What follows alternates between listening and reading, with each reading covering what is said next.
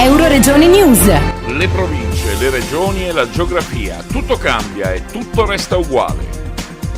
Franco Mattiussi, vicepresidente della provincia di Udine e assessore con delega personale, turismo e progetti europei, in seguito all'evoluzione della legge 26, come valuterebbe una trasformazione della regione alla Mario Anzil con province autonome del Friuli e di Trieste? Friuli Trieste sarebbe riproporre quello che è il grande Friuli, il Friuli storico, no? Il Friuli storico che prende anche la parte del Cormonese e poi la parte del Pordenonese che faceva parte storicamente, però anche lì abbiamo delle resistenze perché il Pordenone, e lo vediamo anche negli ultimi atti che stanno facendo a livello di Camera di Commercio, questi qua soffrono ancora della sudditanza psicologica che c'era verso la comunità udinese.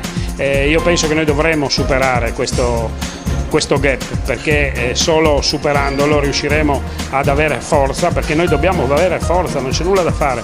Il Friuli non è rappresentato in nessun ente superiore, perché se andiamo a vedere adesso quelli che sono i nostri parlamentari, noi abbiamo 3 parlamentari di spicco che sono di Trieste e sono quello della Lega Nord che è capogruppo, Federica, poi abbiamo Rosato, il capogruppo del più grande partito di maggioranza in questo momento, e poi c'è la nostra Sandra Savino che lo stesso ha un ottimo ruolo, sta facendo un bel lavoro in commissione, però di fatto sono di Trieste.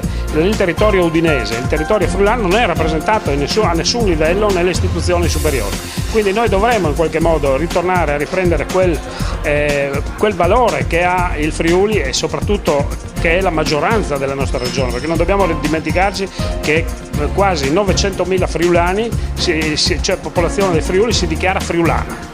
No? E quindi dovremmo mantenere questa nostra identità, queste nostre radici, queste nostre tradizioni.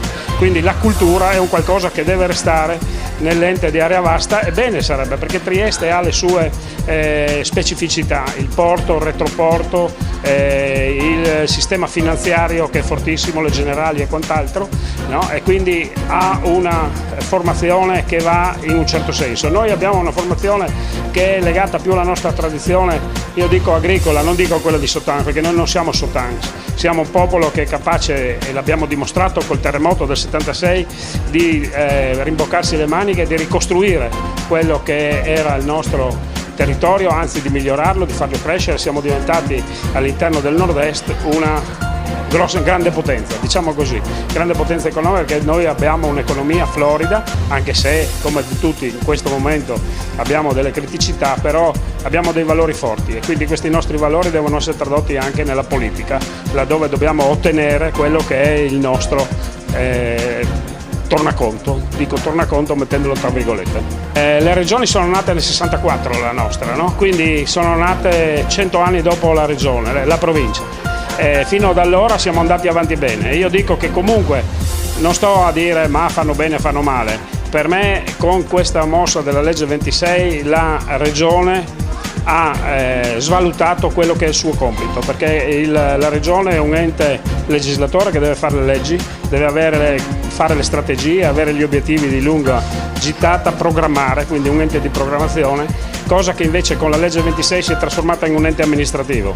Un ente amministrativo sì, fa l'ordinaria amministrazione, non fa le strategie per quello che potrebbe essere il futuro del nostro territorio.